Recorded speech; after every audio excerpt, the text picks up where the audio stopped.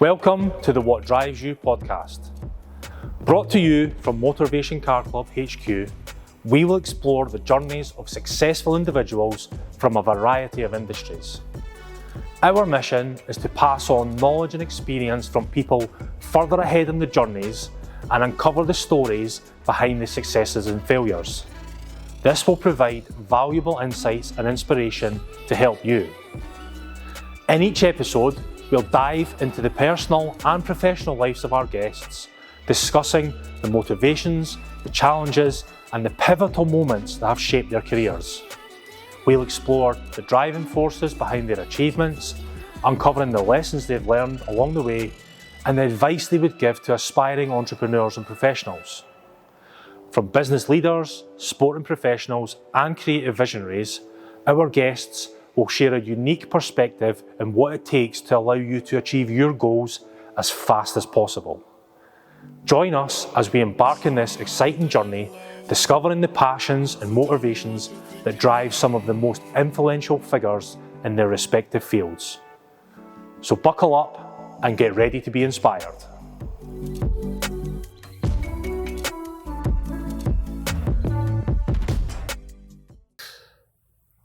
Jack Parr, hello, welcome to the What Drives You podcast. I have decided to put my introduction notes to the side because it would have took too long without laughing to get through that introduction. So, welcome. Thank you. You're a 25-year-old. That's what we keep laughing about. Yeah.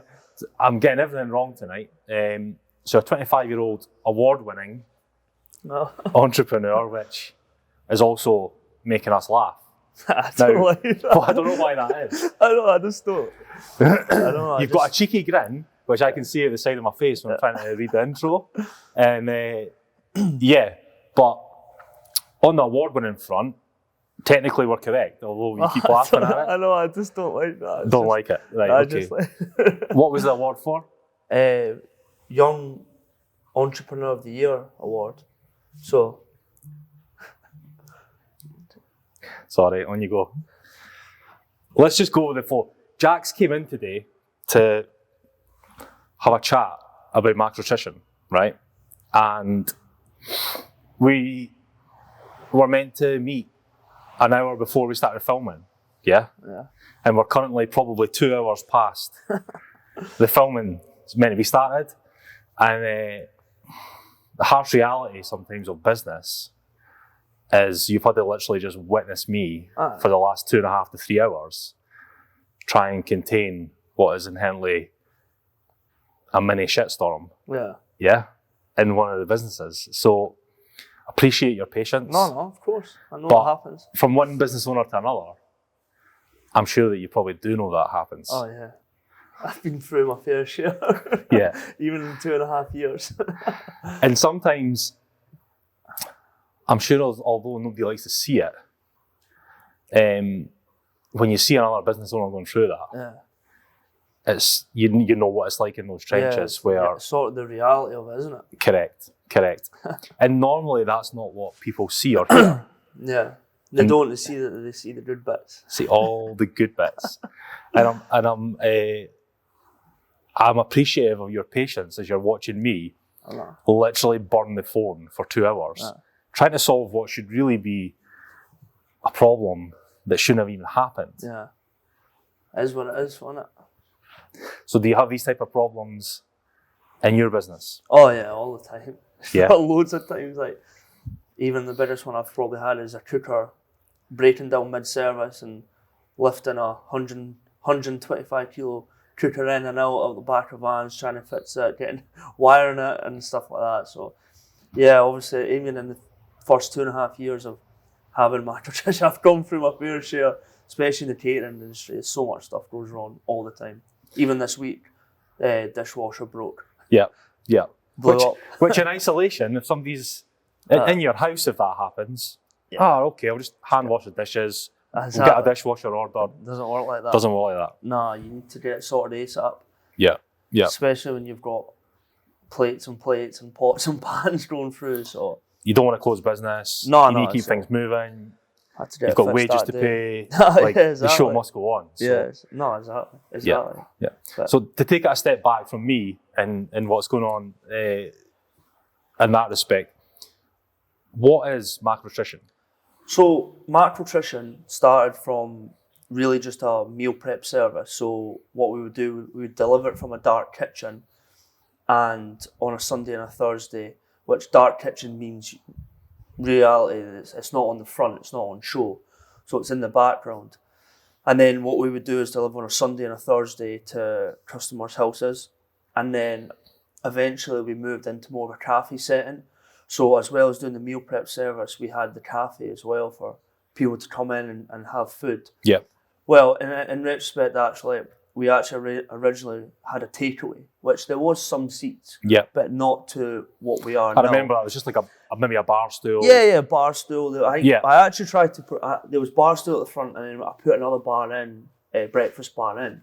So it was maybe getting 4 people in there. And then we progressed into cafes, which people could actually come in and eat off plates with cutlery rather than just a plastic box and the plastic wooden knife and forks now. So it's kind of developed in 2.5 years into something like where people would sort of go to now, where we come and it's healthy food, but you're not sacrificing the taste or anything. And of course, everything's cooked fresh, it's nutritious, and we're offering a couple of different services, like I said, meal prep, the cafe, and of course the food truck, where we go up and down the country to different events, from marathons to Crepe City, which was a trainer event.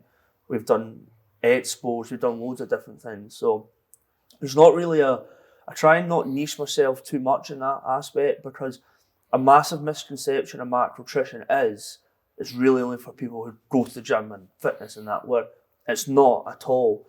To be honest with you, it's for people who generally just want to eat good tasting, nutritious food, which at the end of the day is what everybody wants. You know what I mean? Yeah, every so often you've got to go out the box and get something a wee bit different, but nutritious, healthy food is really what everyone should be go to. Yeah.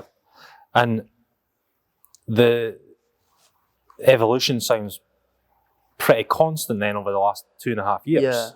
So when did you think about starting Macrotrition? So Macrotrition was actually an idea. I was a personal trainer before, which we'll touch on, but it was more or less an idea back in before the second lockdown. And originally it was meant to start January 2021. Okay. I think, 2022, was it? 2022, the second lockdown. 21, I think. 21, sorry. 21, yeah, of course. Yeah. 21. 20 was the first one. After Christmas. Yeah.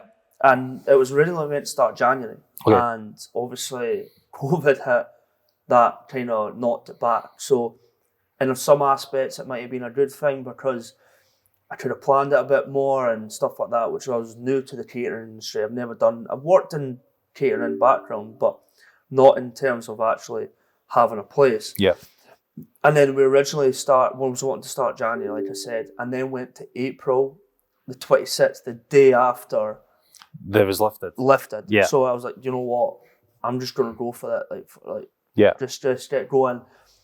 Promoted it for about 2-3 weeks, saying, look, we're starting now. And then got our first few orders in, and built from there. And then, like I said, 4 months, I think, from the April to the September, that's when we opened the small takeaway on the Old High Street. Okay. So the evolution over the past 2.5 years, there's been some bits and bobs where I've maybe been a bit rash, where I've made a few mistakes, where going for it, and then, but that's the sort of person I am, where I kind of just go for things and see what happens, and then take the risk. So that's what it is. What it is. I always say, like, if you've not tried it, then you can never really see how it pans out. You know. Sometimes taking risks and getting out of your comfort zone is where it's at, but to do it, like, it's not for the faint-hearted either, is it? Yeah. I could even, I've took some risks, and maybe they were a wee bit too quick and done them too quick, or jump at it, but I think that's probably the sort of person I am, where like I said, I'll just go for something. Yeah. And I always think of the positives out of it, and maybe going to outweigh the negatives, but maybe in the long run I should step back and have a wee think. But like I said, it's 2.5 years, and there's a few different, 2.5 years old I should say, and there's a few different things I maybe should have assessed a bit longer, and maybe asked a few more questions before going ahead with things. Because maybe even some of the risks weren't, and the failures you would say out of them, not even failures because they're lessons, but maybe weren't my fault either. Maybe more just the way it panned out. Maybe I thought it was going to pan out differently in that specific bit. So maybe nothing that I've done wrong, more of my surroundings and what's actually panned out, what was going to be, didn't expect. Yeah. So it was, you know. Yeah, I understand. So to take away from the business, if we can rewind a little bit, so we'll come back to the business, right? Yeah. Let's just rewind a little bit. You, in your teens, were pursuing a different career path. Yeah. So you had a dream of becoming a footballer, is that right? Yeah, like every boy did that. Yeah. But you were certainly in the mix for a fair chunk of your teens. Yeah. Did you know that a career in the food industry was going to be where you were going to be at? No, not at all. 25-year-old? No, not at all. I thought it was going to be a lot different how my life sort of panned out. Yeah.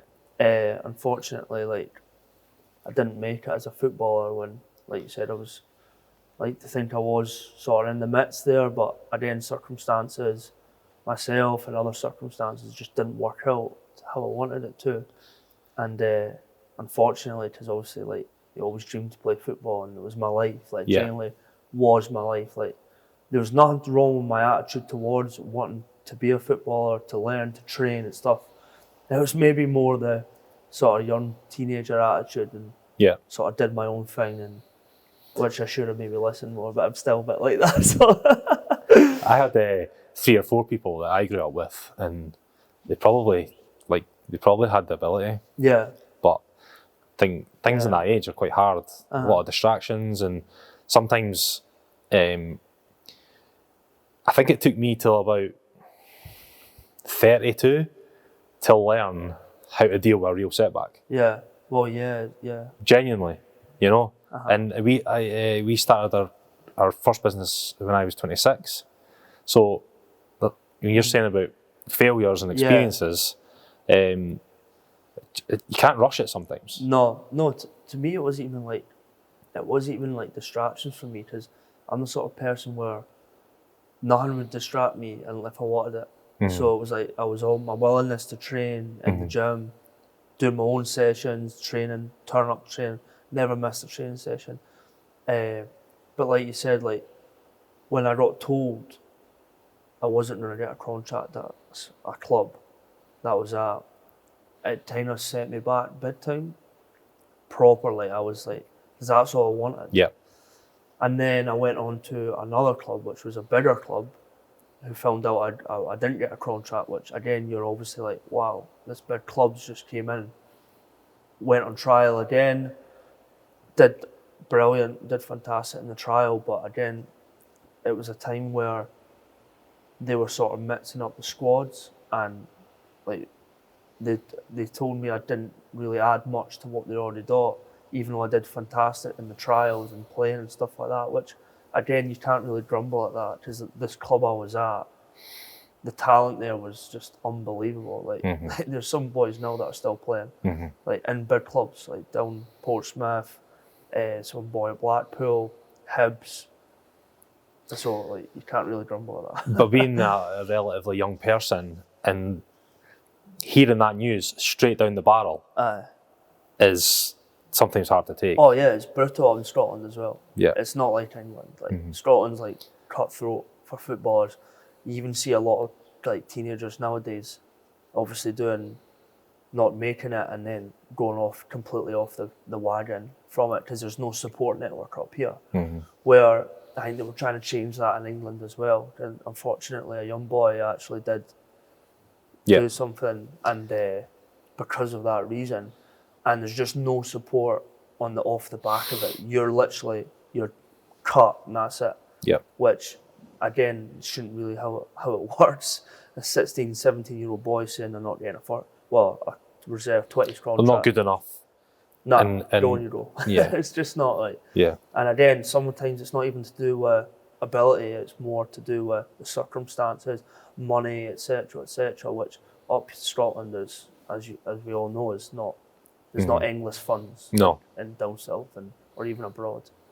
So, the chapter closes on football career. What was next in the journey? What was next was, to be honest with you, I didn't actually know at that moment in time. I had my support network, like my family are brilliant, like mum and dad, absolutely amazing, know exactly like what I do. I had plan Bs and stuff like that, but I didn't have a plan B. Like, to be honest with you, I didn't really do much studying at school and stuff like that, but I was lucky enough to get 2 hires, both in what would you say, not academic ones, like practical stuff. Yeah. So like I was doing my practical stuff, and I went to college after that to study HNC, fitness, health and exercise, then done my HND, which gave me a level 3 personal training qualification, which I've always been into the gym, and like from a young age at football, sports science, strength and conditioning was always what we did. I was sort of the first age group where it was like, right, kids need to start doing sports science, need to start doing weights, where you didn't really get that before. So I always had that like focus on the gym and fitness health. So that's when I wanted to go down that route, practical route. I couldn't see myself sitting all day in an office, or I couldn't see myself doing anything other than practical. So that's why I went down the fitness, health and exercise, started to become a personal trainer. A few years after that, working in Bannintyn, doing full time. So yeah, it was good. And you got a fair level of responsibility when you're working at Bannintyn. You felt you were pretty well rounded in the day-to-day runnings of a business. Yeah, definitely. It's such a big place I was the senior manager when I was like 18. So it was, and then eventually I was an interim manager, as you would say in football nowadays, for a wee while.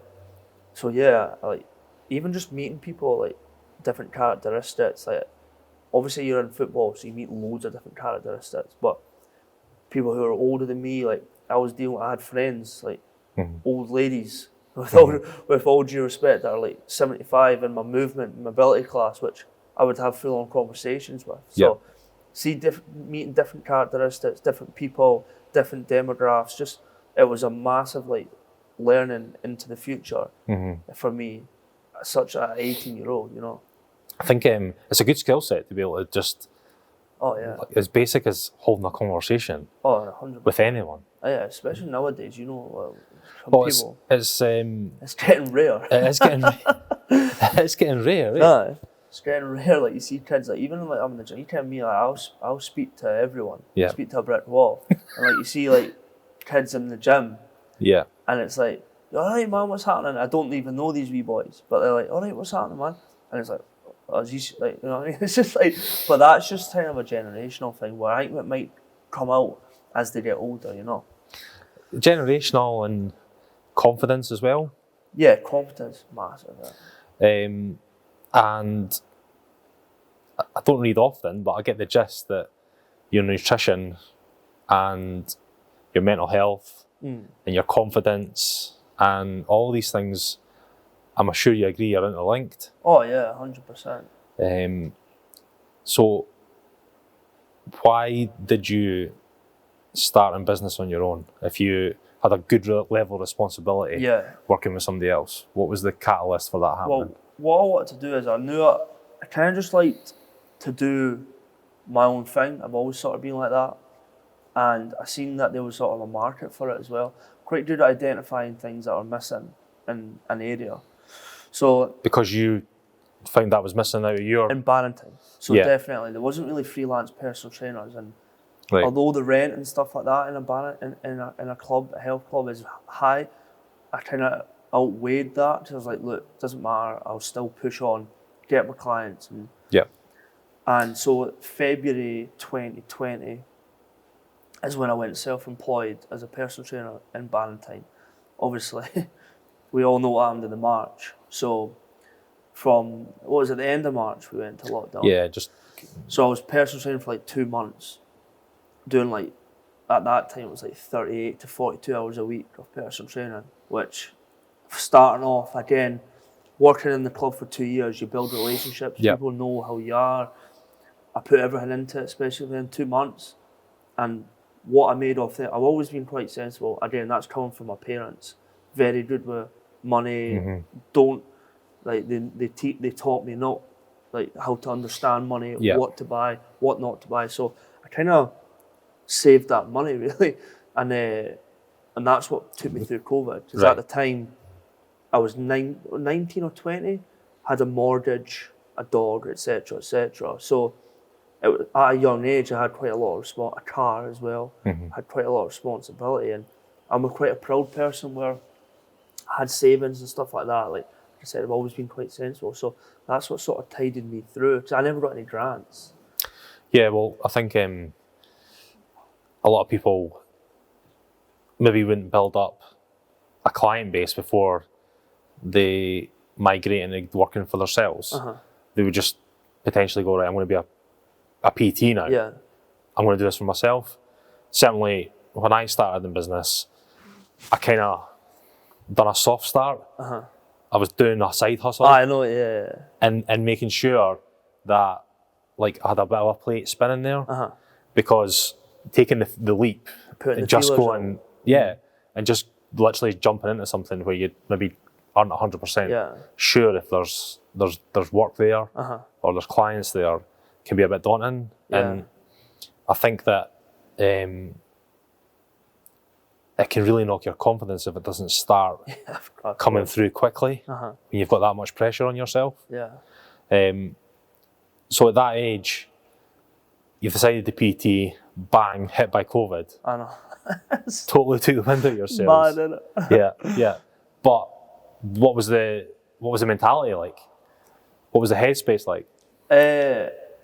I've always been quite a strong inside person. Like I'll go for it, and it wasn't great, especially in a flat. Trying to like just newly moved in, sort of working from like doing loads of hours up at 5 in the morning, coming home at 8, 9, 10, sometimes at night, to then just going, right, what am I doing? And then it was almost like I was 14 again, where I tried to utilise my time as much as I could. I did a diploma in nutrition, which took me quite a while, but it could have took me less. But I think everyone knows that your motivation kind of went in COVID. Everyone kind of just went, oh my, I'll tell you what, I'm sitting in it anyway. So kind of went from being like a grown adult to then being a wee boy again. Like sitting playing Call of Duty with my mates. Do you know what I mean? Like I was like, what is going on here? I've gone from like working like 50 hours a week, sometimes 55 hours a week, with training in the gym, etc., which was my life, to then sitting at home playing COD till 3, 4 in the morning. You know what I mean? It's just like that wasn't me. But I kind of just sweat, and then I kind of got to say, like, what am I doing? Let's get going again. Try to do the whole online shebang, but it just wasn't there. Just wasn't there. Nah, it wasn't. But if you're a people person, that's going to be hard. And to then try and be excited about PTing online. Sitting in front of a webcam, like doing squats in front of a webcam where the client's in front of it. That's just not me at all, you know what I mean? It was soul destroying for me, never mind my clients. No disrespect to anybody that makes a living doing squats on webcam. Well, yeah, exactly. There's a lucrative business there for some people, I know, but that's fine. It just wasn't me. Like, I was struggling heavy with it. Like, even sitting on it, like, and watch right, we're going to do this, and you're sitting there watching them. Yeah, you need, it's an energy, isn't it? Yeah, it's an energy, exactly. And I kind of thrive off energy. Like, somebody gives me energy, but I'll give them energy. So it's kind of works like that. Well, you gave me laughing energy at the start of this introduction. Because it must have took 10 attempts to even do the intro. Yeah, I know. Yeah, it is contagious. Laughing's contagious. Yeah. Negative vibes are contagious. 100%. Like the full spectrum. I know. 100%. It can bring you up, it can pull you down as quick. So, but you've done a diploma in nutrition over that time as well. At that time. So I did kind of use my time wisely. Like we've discussed before, I'm my own biggest critique, where I kind of actually did use my time okay, as well as playing COD. And my friends would say I probably aren't the best at COD.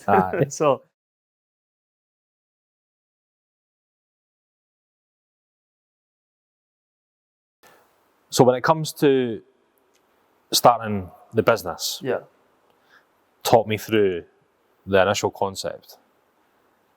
So in terms of the concept, like what sparked the idea? Obviously you're saying there's a gap in the market, right? But a lot of people operate their lives and they think, oh, I would really love this. I wish somebody would do that. No, exactly. What was the driver behind you actually saying, actually there might be something in this? So the driver behind Macrotrition probably is that nutrition is the hardest part of achieving any goals, and achieving a healthy lifestyle is nutrition. What you induce in your body is massive in terms of physical, mental well-being. So I identified that there wasn't anything like it in Perth.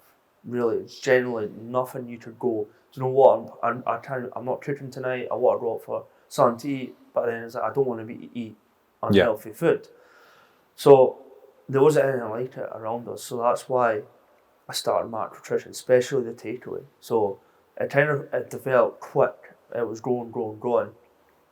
And I really just wanted to make healthy food more accessible in the Perth area. Like I said, nothing like it really. Your probably best bet would be, I'm not going to say any brands. So we just probably, that was how it sparked. Is nutrition is 80% in terms of relating to probably fitness and the gym and stuff like that. But again, an everyday individual just wanting to go and eat good food, there wasn't anything like it. Okay. And obviously, you've been PTing, you're training, you are kind of who you surround yourself with regards to the things you're doing, you're talking about. Obviously, you probably realised you've got a strong support network. 100%. Got a strong support network. Like my family, amazing. Friends, like I always call my friends like my brothers and stuff like that now. But it's quite funny, like, when you start something like that, you'll know more better than anyone is who you thought would support you and who you I'm pretty blunt when it comes to that sort of stuff. Like I've had friends and family that haven't even stepped foot in my shop yet. It's been going nearly 2.5 years. And you know when you're just like that, do you know what? But that's when I like to see who comes out, and fair enough, whatever, but I like to see that as well. You kind of identify who really is your support network. I call them cheerleaders. Okay. So, circle small, but they're all cheerleaders. And the circle's only small because when the circle was much larger, it wasn't people that were cheerleaders. No. And for me, when you're talking about energy, my good friends always laugh because I say, I'm protecting my energy with that person. Because when you're making your recipes, 1 ounce of the wrong ingredient could make it taste not very good. So an ounce of negativity to me can just totally... It's a shame though when you see that. I think it's a shame, but it's not, because it's like, like you said, who is cheering for you and who isn't. Who you thought would cheer for you, turns out they aren't cheering for you. So it's good to identify, I think. It is good to identify. I certainly took it more to heart, and this isn't a condescending way, right? When I was younger. Oh, I did.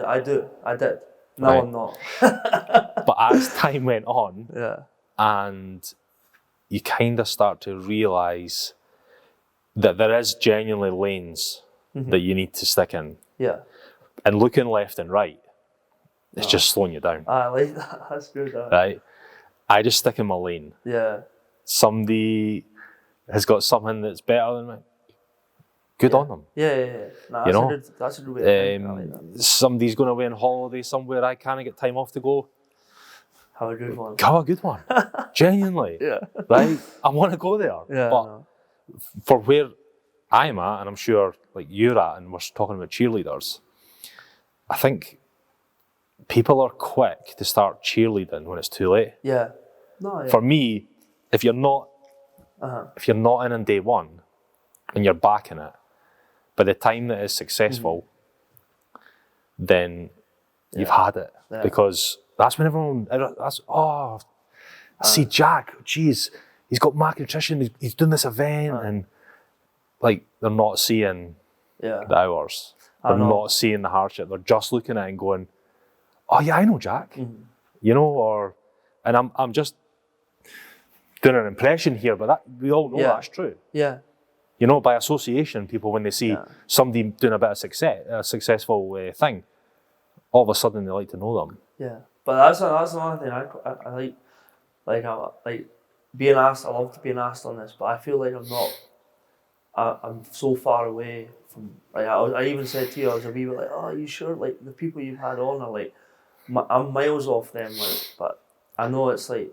I don't like to think like that at all. Like I don't even think it probably after we talked about it initially, made me want you to come on it more. Yeah. Right. Because that's generally, and this is important. Like the people I'm around, they think the same. Yeah. You know, they're not thinking that they are the big I am. No, I would never. You know, they're pretty humble. They're hungry for it. Yeah. And it's important that you've got people around you that are just keeping you grounded. Yeah. No, 100%. Like I said, I would never, like, no matter what position I am in life or whatever, I would never, I just don't like that at all. And I think people who actually know you know that you aren't like that. But then maybe you see other people who don't really know you or me or whatever. Yeah. They maybe think differently. But like I said to you, like we spoke about me coming on, I was like, are you sure? Like I'm miles off like the guys you've had on. Like I feel like I'm nowhere near at any level yet where I feel like I should be talking about stuff, because I've literally not even knocked on the door of anything that I feel like. And you said to me before, like my own biggest critique and my own like worst enemy sort of, but I quite like, I like to think like that no matter where I would be in life, because like I just feel like, and once you start getting like that, then that's when you're sort of going downhill from there. I genuinely, when we had a conversation before, I could see a lot of similarities between myself and you. I don't smile as much as you. No. So that's not a similarity. Paid for these teeth. Smiling at the start of the intro. I paid for these teeth. But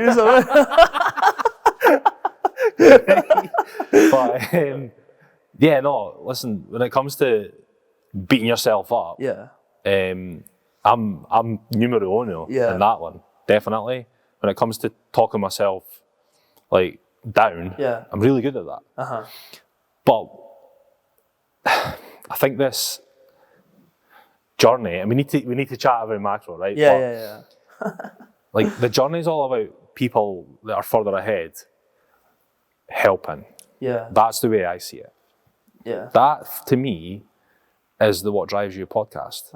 It's not about if we've got the most famous person in the world, you know. It's all about if we can actually help people that are further back in the road. Yeah, different stages, like you said. Totally. Like everyone wants to see the end stage. But that's Instagram. Right? Yeah, exactly. That's when you're sitting in the palm on top of a Lambo, smoking a cigar with your Rolex. Yeah. Cool. Good on them. If that guy or girl is happy, right, and they've built it brick by brick, and they're in a place where they feel totally balanced. Yeah. I'm a cheerleader for them. I know. Right? But what I'm not a cheerleader is for guys like yourself who are hacking away every day, and I know that. Yeah. Right? And not just saying to themselves, actually, I'm okay. I'm doing okay. Yeah, no, that's Right? probably the worst. I'm actually getting up every day and trying to do stuff that's positive. Yeah. And you're focusing on the 5 or 10% that you're thinking you're not executing well. Yeah. Right? But there's a hell of a lot that you are executing well on. Oh yeah, well, I need to start thinking like that. Yeah. So 2.5 year journey, you went from, if we break it down, an idea to a shop that a couple of people could sit in a bar still, yeah? Yeah. Then next. Yeah, the cafe. Right. And then that 20 people can sit in. Yeah. Right. Yeah, and then we've got Dundee opening on the 18th of March. Yep. And then we've got a pop-up in Glasgow. And then we've got the food truck. Right. So what, you beating yourself up? Yeah, no, it's just, I don't know, I think I've always been like that as well, like, if relating back to football, like, if I've not had a good game or I've not scored or whatever, I wasn't, like, the worst mood ever.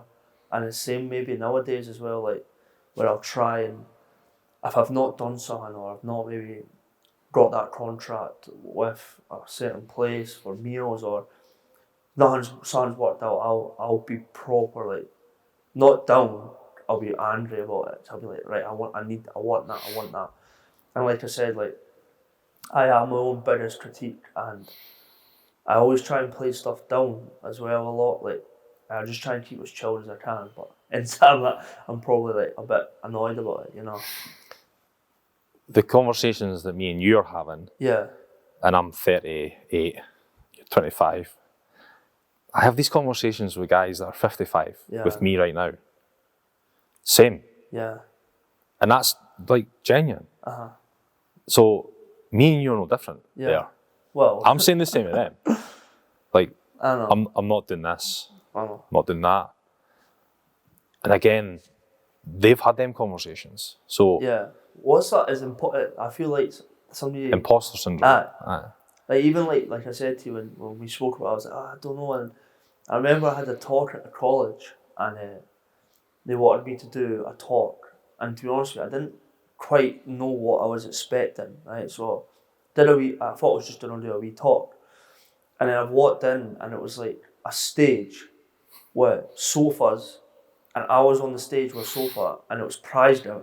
I didn't even. I knew a little bit, but you know me, I'm like doing that and everything. So yeah, I'll do that. I hope you got dressed better for that than you've dressed. Yeah, I know. That's fine. I wear tracksuit. Mum told me I had a tracksuit, and Mum told me, nah, you're not wearing that. You better get something smart on. So I had to get smart and dress, polo shirt and everything. And so I walked in and I was like, oh, why is there the seats here? Oh, we're doing prize giving. And I was a bit like, oh no, like I hope people don't think like I think I'm this sort of like, who is this guy? Like, I don't like that's why I'm always a bit more like, oh yeah, see when folk go, oh, you're doing well, oh yeah, so how you been? Like, I hate it, like I hate speaking about it.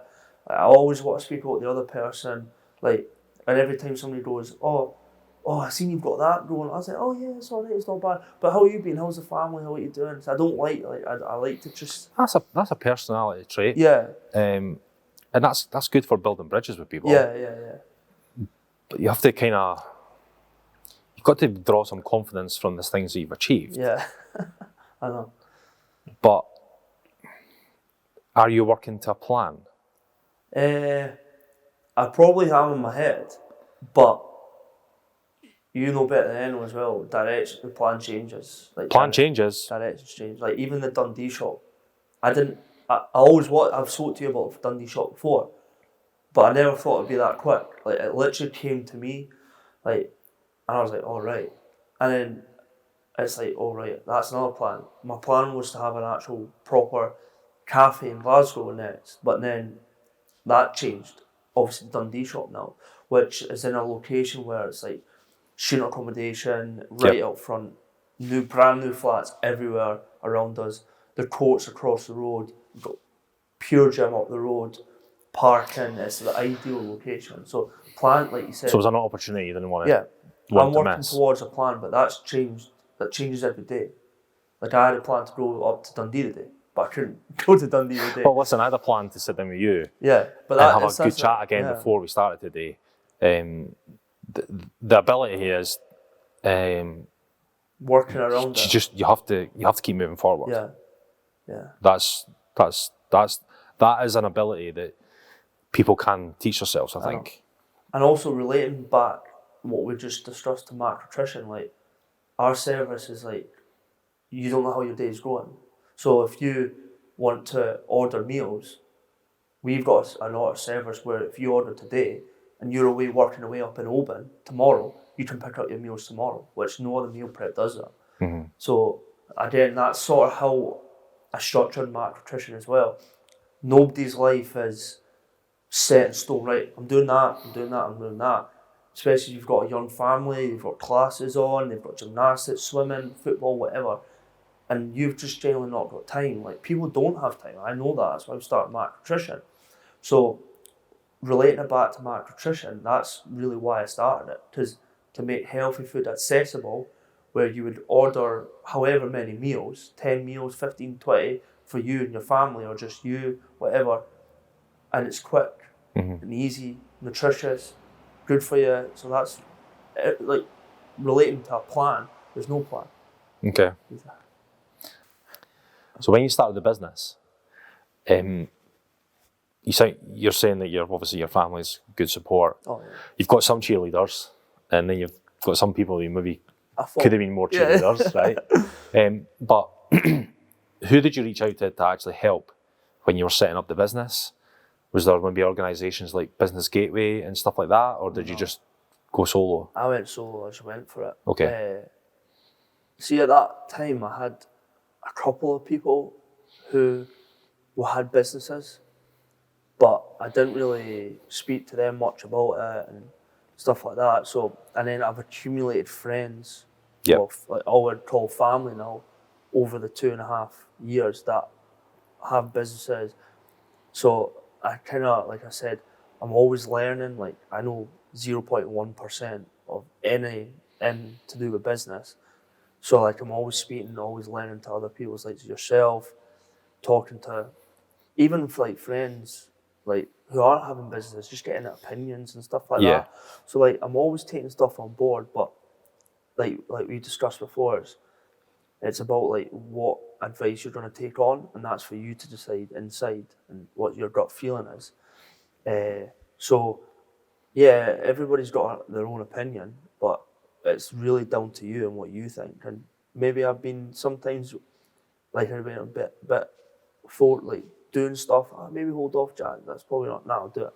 Do you know what I mean? So maybe I should. That's a learning curve for me as well, in terms of listening to people a bit more, maybe, and taking advice on board if I think it's the correct advice. Yeah. I think when I started Motorvation, that was the first time that I'd ever done a business plan for a business.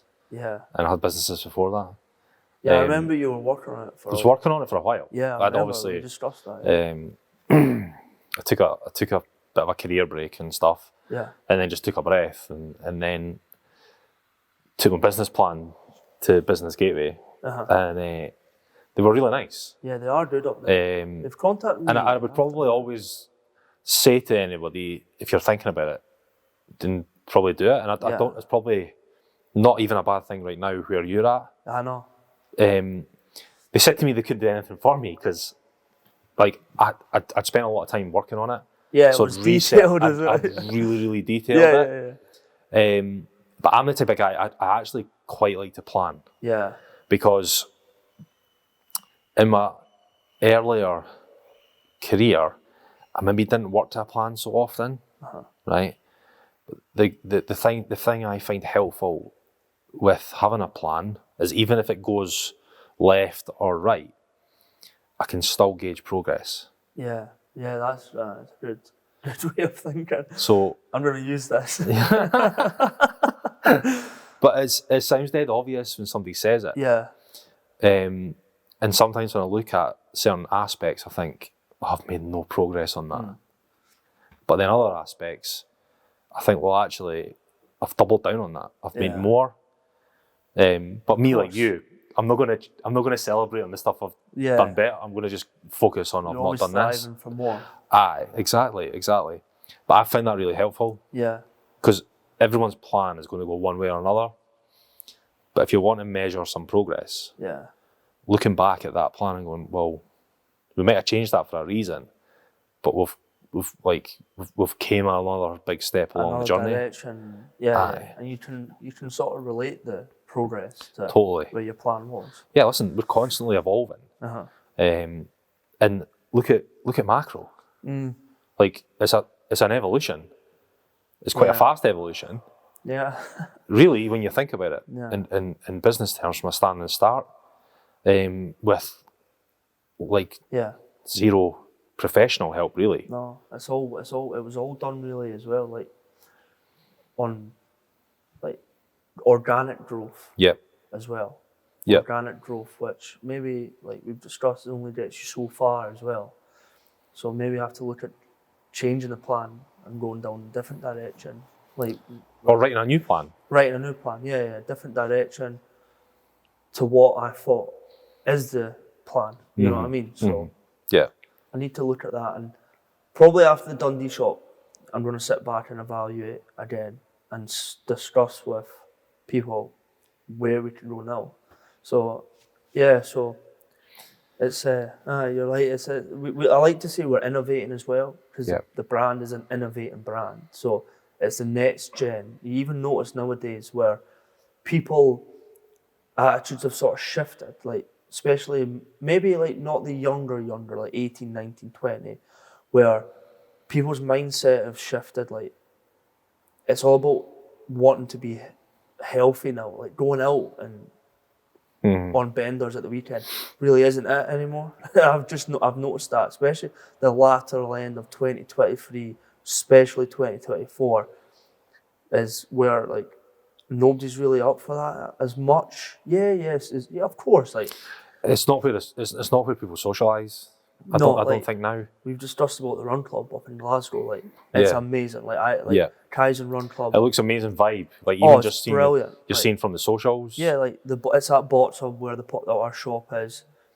Kaizen, Connor and Kyle, I've just created this sort of brand where it's all like-minded people under the one roof, which is just amazing. Like powerful.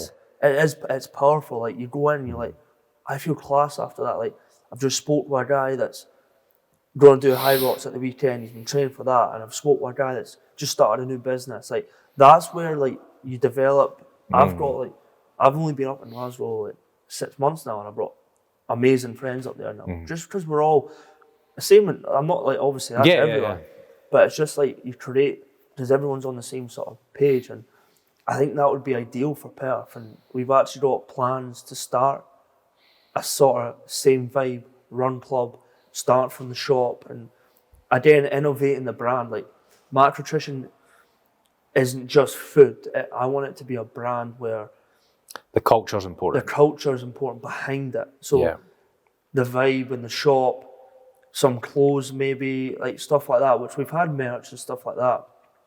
But I think that would be ideal for Perth. I think that's what people in Perth need, is sort of like. And there's a few of us going to do it together, like from different gyms and stuff. So I think that's what Perth like sort of needs, is where it's a go-to, and maybe on a Sunday morning where we all just meet up and go for a run, have a coffee, have a protein bar from the shop, and then just get a good atmosphere, a good vibe, bounce ideas off each other. Like it's a place where people can discuss stuff as well. Like, I'm thinking about starting this. What's your thoughts on it? And then you get different opinions from different demographics, like I said. So I think that would be a good sort of vibe in Perth, especially the togetherness.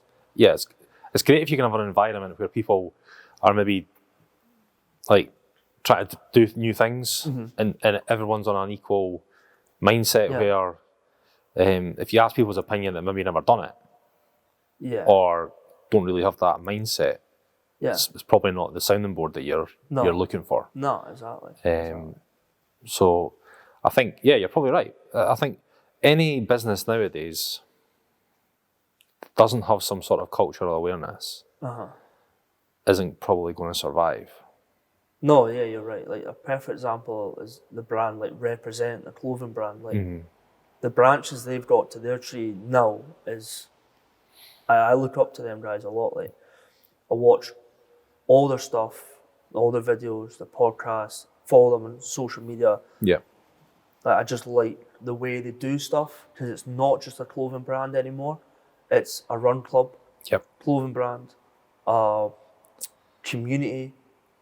They've also went into the sports clothes. So like if I look at brands to what I like, there's loads of different brands that I like sort of like and I kind of follow. But if you look at like as a whole, a brand image like Represent are just flying at the moment, really. to put it blunt, they're doing amazing. So you being a young business person, there's going to be things you're good at. There's going to be things you're not so good at. Yeah. So I'll start by saying your marketing and your graphics and all that are bang on point. Yeah. Who does that? Well, there's a few of us sort of do it. We've kind of got a guideline that I say to follow. So I sort of create a guideline where the font is the Macrotrition, the block, the colours, black, white, green. I try and keep it to that. I like to jump on Canva and do stuff as well, but obviously some of the staff do as well.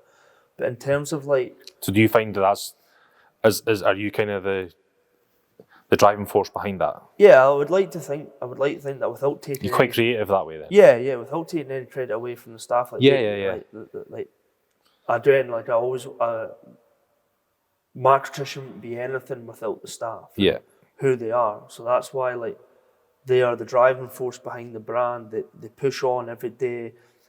It's like a family now. But like in terms of like, I want a certain way the brand is looking. I want the graphics a certain way, and if they're not that way, they'll soon hear about it. I'll say, "No, I'm not happy with that."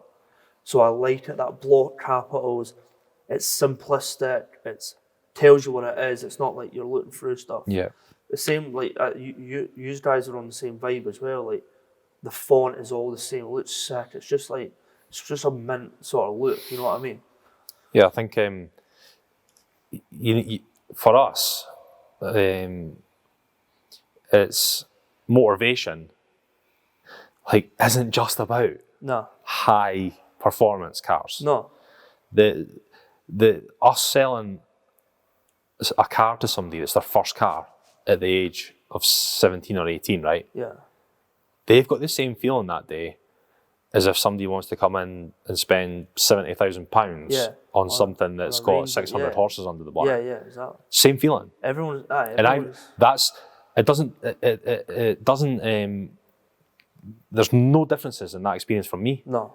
I get a kick. Something's probably better than Vauxhall Corsa. Yeah. Right? As I do some of the more exotic cars that we've got. Because that's their first car, and like why you've set up the podcast, it's stages in life. Yep.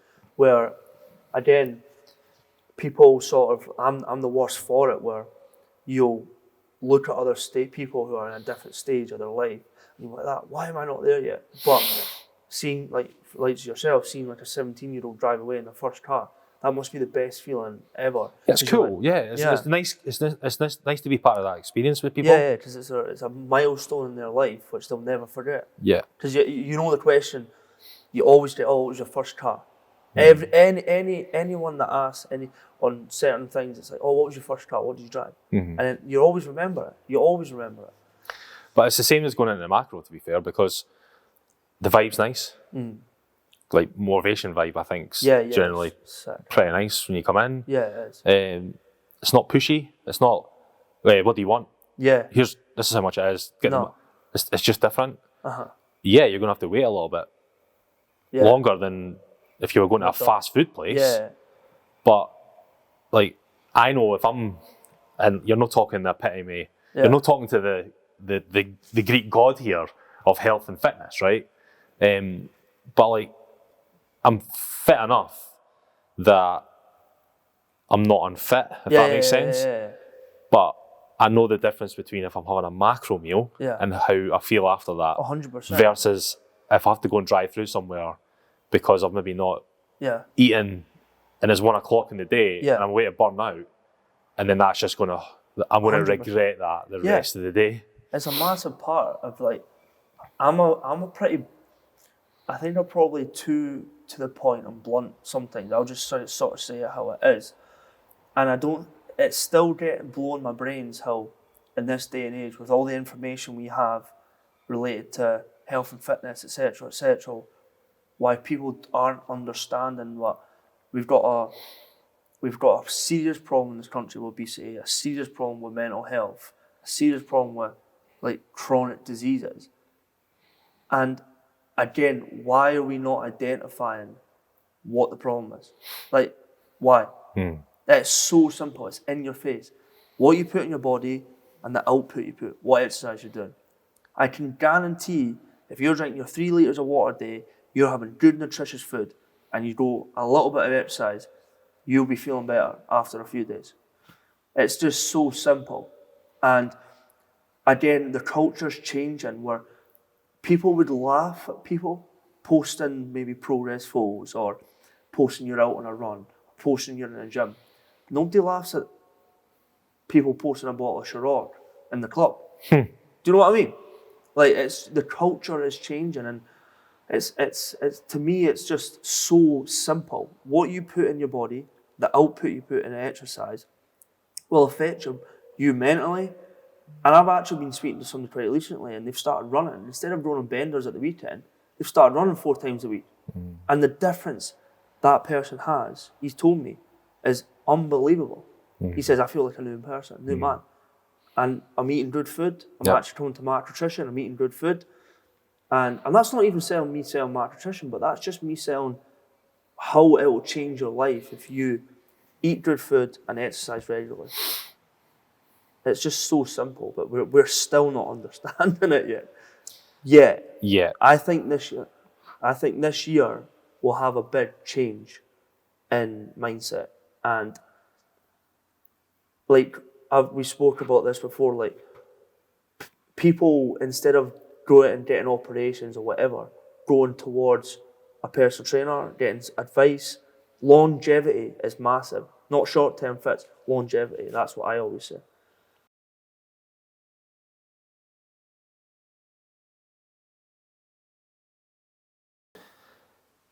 So I was asking there about things you're good at and not good at, right? Yeah. But just, we'll park that to the side for a second.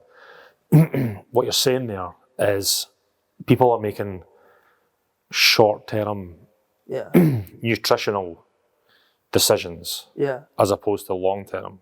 Yeah, and even short-term lifestyle decisions as well. Like, what about short-term and long-term business decisions? Do you think the same applies?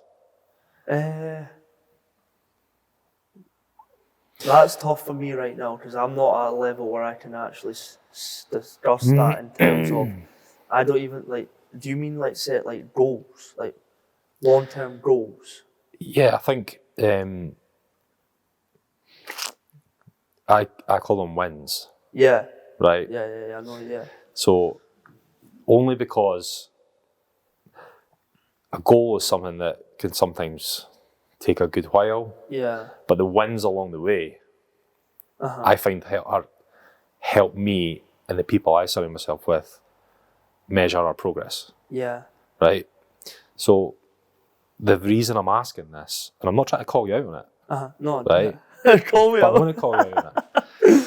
Is the nutritional aspect, you sound really mature and very knowledgeable on that front, right? Yeah. So why can't the same be applied to the business decision making? Yeah. So rather than looking at the short term, is looking at the long term and then building a series of wins towards that. Yeah. It might change. Might go left, might go right, it's going to go back. Yeah. That's business. It's going to go back. Back 10. Of course, it does. And anybody that's doing something for themselves and says it doesn't is a liar. Yeah. That's the harsh reality. Yeah. It's going to be nasty. I like quotes. Right. I suck up quotes. And I seen a quote. It was like, to get one win, you'll take 1,000 losses. I seen that the other day. And I do like quotes. I've got an app on my phone where I pay a yearly subscription for it, and I'll get 10 quotes a year. Sometimes they come in the right time though. Yeah, exactly. I don't subscribe. Me and you've got a mutual friend who likes stuff like that. But you know what? Whatever works. Yeah. Like sometimes you just need it. Yeah. And on the wins front, there's nothing. Wins are great, right? Yeah. But there's nothing better than a win when you're needing a win. Yeah. See when you're holding out for weeks sometimes, and then something a project you're working on. And that's why I'm saying to you. Then going back to the question, the wins. So the wins, the long term is really important, because what you're saying to me is really important on the fitness, nutritional side. Oh yeah. Yeah? Yeah, definitely. But on the business side, is it worth maybe putting that in the same pedestal and saying, well, actually, like, what am I working on today that's going to get me towards the longer term? And everyone's got a different longer term goal. That could be personal and it could be business. Like, probably for me, obviously business. Well, let me tell you, if I said you'd had 3 locations across the central belt of Scotland, and you could cater for any event over the UK 2.5 years ago, what would you have said? No chance. No chance. So I'm not going to say you're stumbling here, right? Yeah.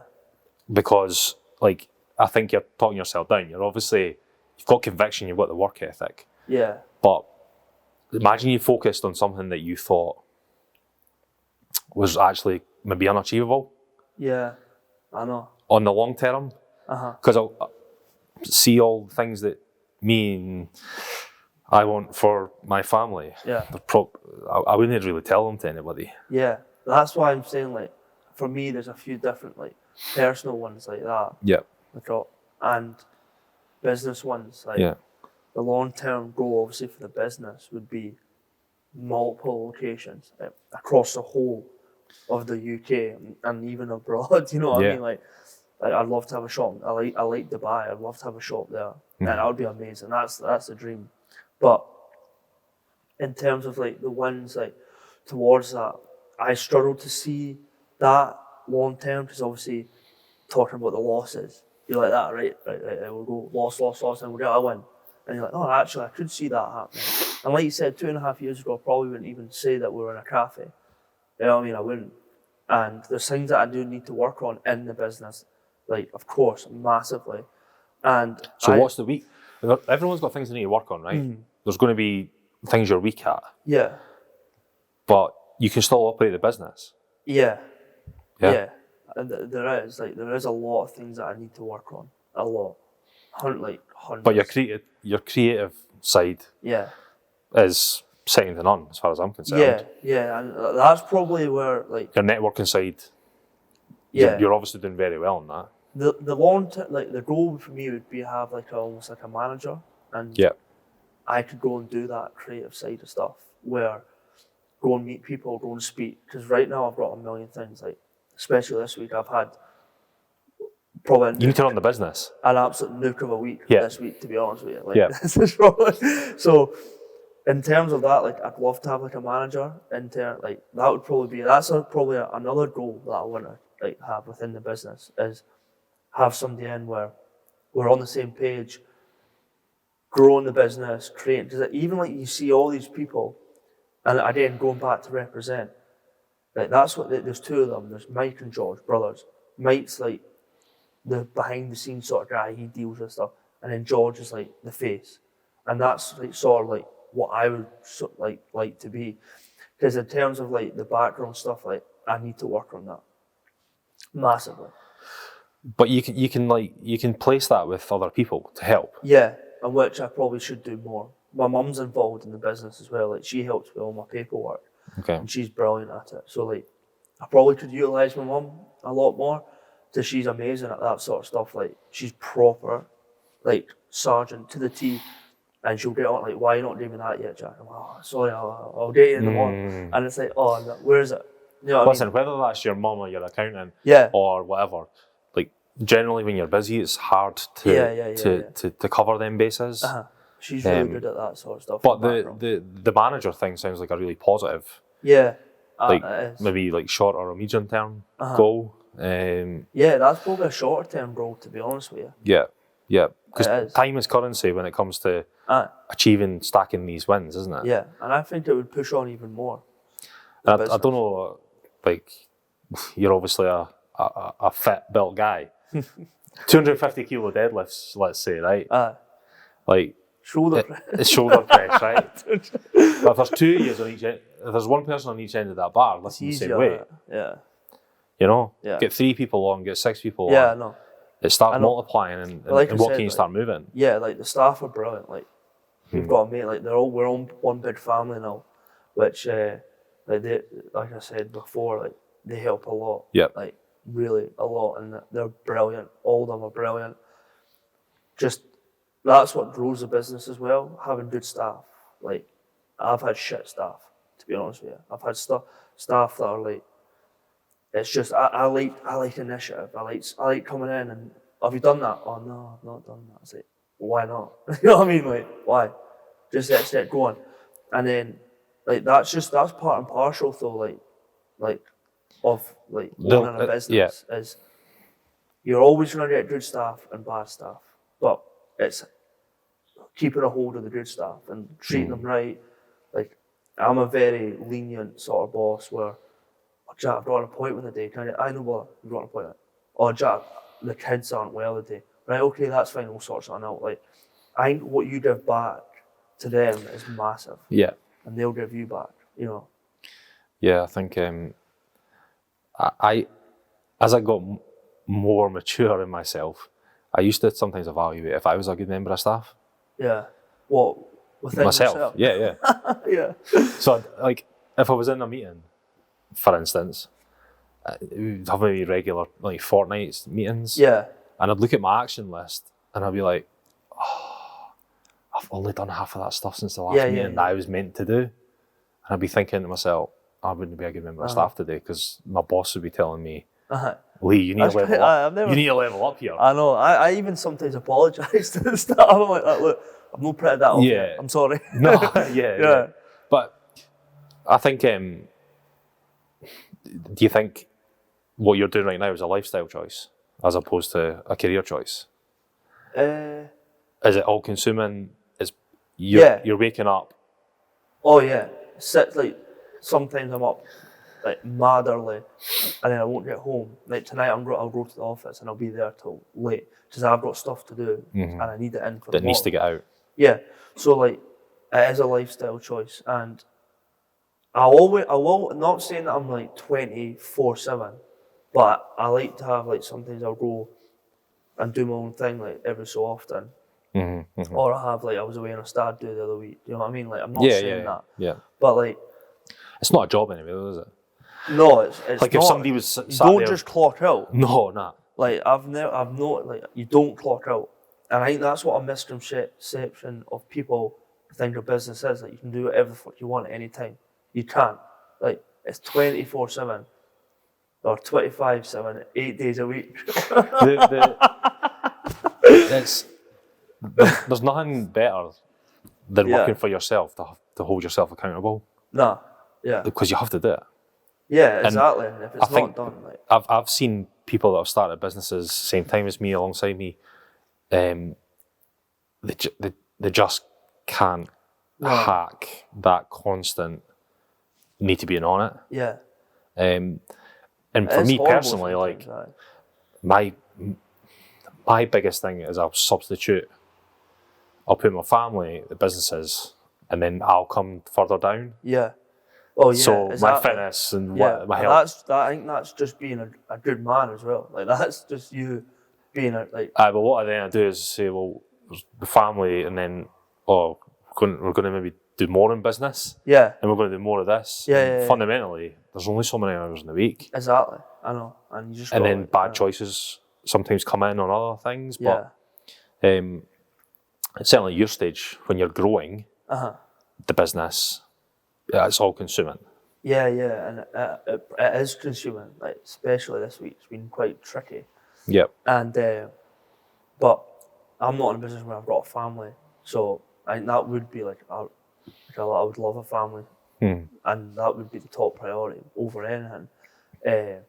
But of course, right now, I'm in a position where I can put sort of all my efforts in, and I wouldn't change that, because at the end of the day, like, the first 5 years is the hardest part of it. So all these podcast folks and bedtime. I don't know if it's... Yeah, but then it's really just all I kind of want to do right now.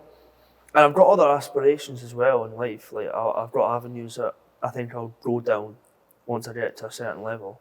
Yeah. On the business. I think probably to really understand if the business has legs. Yeah. And you can maybe change it from a lifestyle business to a growth business. Yeah. I'd probably agree with that 5 years. I've not like cashed in on any humongous business ventures at the moment, but certainly people that I look towards, that I think, oh my God, they must be so happy. Aye. And they're right. It's not very often that that's the case. Yeah. But, so there is like, it's just admiration. Yeah. I think oh wow, like look what they've achieved. Right, and I try and draw energy. And the great thing is, these are people I can reach out and speak to. Yeah, I know, that's great. I can actually pick up the phone, and we might not speak that often. But that's the other ones we might speak all the time. And I hear they've got sob stories, I've got sob stories. Yeah. You can bounce. But you bounce it off. But it's just great that it's actually it's there within touching distance. Yeah. No, exactly. I know. But you've got to survive. Yeah, in the trenches. Don't you? Yeah. You've got to survive, and I think that's why a lot of people, in the first 5 years, I don't know what the statistics even about 1 year in business, but it's 1 year, 75% of businesses fail within 1 year. Is it fail or is it just they quit? Yeah, exactly. And I think a lot of people would quit. Like, obviously I'm not like the drama queen, but the first 2.5 years I've probably gone through a lot more than what you should have in a new business. And without ever going into detail, I've been through quite a bit in the background, which... And you've still managed to maintain a lot of growth? Yeah. Whether that's... Well, yeah, you could say that, but it's just... It's kind of we've talked about it already. We've agreed that you've achieved a lot of growth. Yeah. It's not like a matter of opinion. The facts are there. Yeah. So, but like you said, like the first 2.5 years have been tricky. Yep. Like they have been hard, but it's all about. I think it takes a certain individual to keep going and like after a hit. And of course, there's been times I've been like, "Fuck this," and this is mental. Like this is insane. Like I was a 24-year-old boys going through, like. You probably shouldn't at that age, to be honest with you. You should be sort of like just getting your feel in life. But that was never me either. Like that was never me. I never like, do you know what, I'm going to a gap year. Like that to me is, I think my mum and dad would be like, you're not doing a fucking gap year, man. Not in a bad way, they'd be like that. Just go and get out in the world. So, but like, I think that's never been me. I've always sort of wanted to keep going and pushing. Like, don't take no for an answer either. Just keep going. Try, or not even no for an answer. Don't take a step back as that's the worst thing ever. Keep going. Although in my head I probably do think that, and to you, like to people I talk to, my close knit group, I'll be like, fuck, this is mental. Like, what's happening here? When's my breakthrough? So, yeah, like you said, the first 5 years will be tricky. What's a breakthrough, mate? Yeah, I know. What do you think a breakthrough is? Many breakthroughs, probably like good contracts. Like get me a good contract. So it's a win. I'll call it a win then. A win, yeah. And again, everyone's got different opinions on a breakthrough or what a win is. Like I like in terms of business and personal, like obviously like my goal would be having a family and a house, like enjoying my life with my family and my partner. That's a win. That's a goal for me. Like I love kids. I love I've got close friends with kids, and that to me is like a personal win. But in terms of like a business, when probably like, what can you say, like 100 mil a year? You know what I mean? It's hard, like you said, to put even a number on it, or even like a win would probably be like getting another shop. You know what I mean?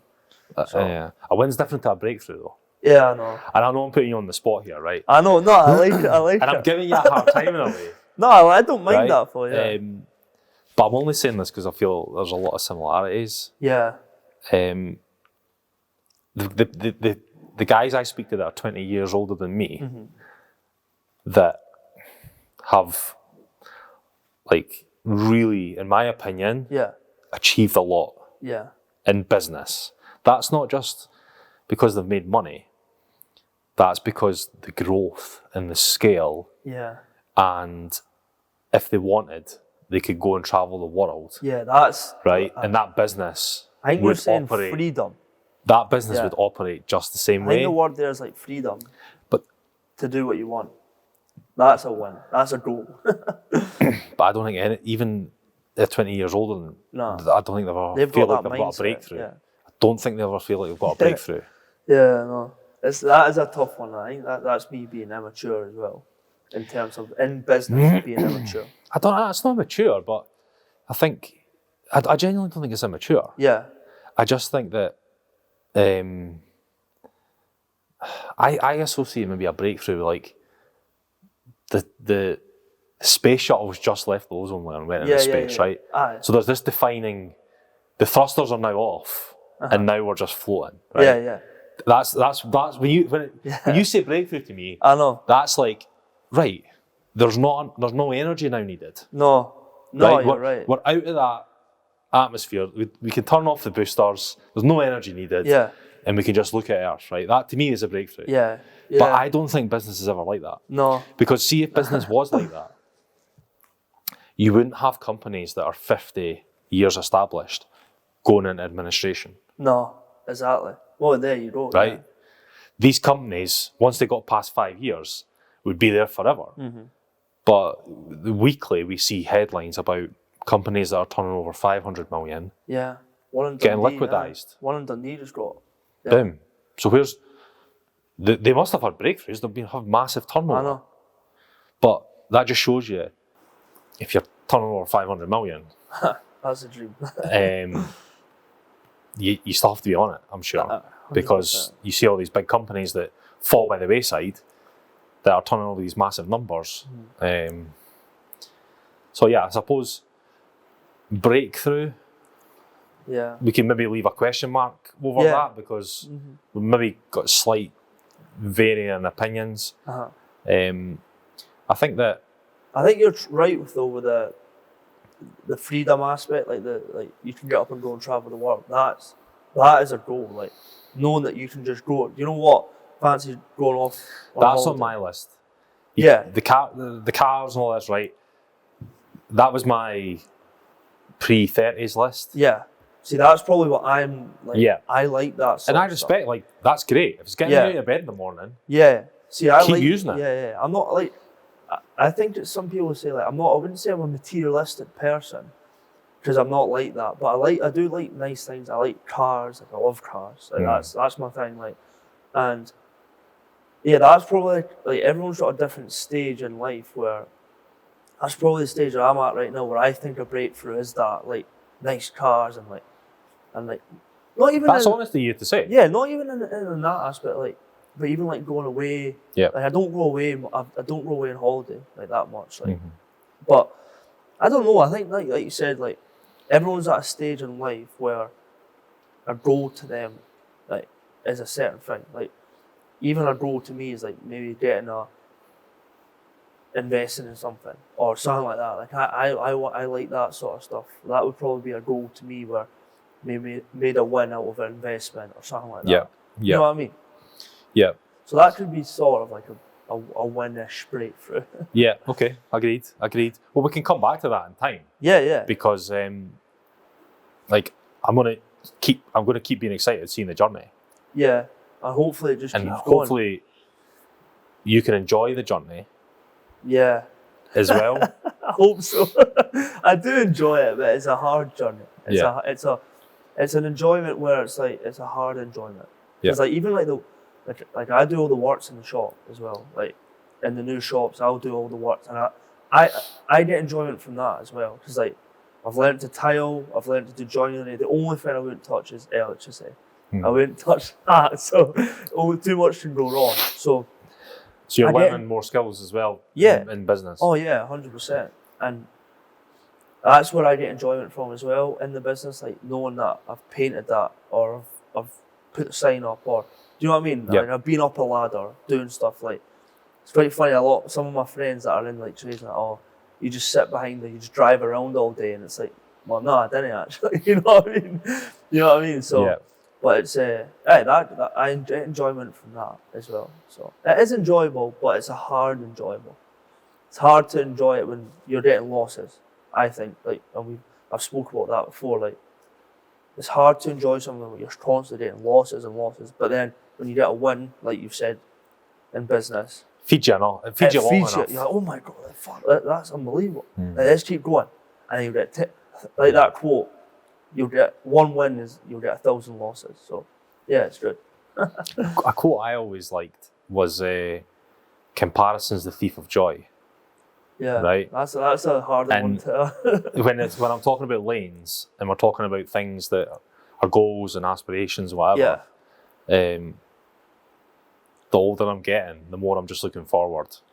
Yeah. I'm not looking side to side.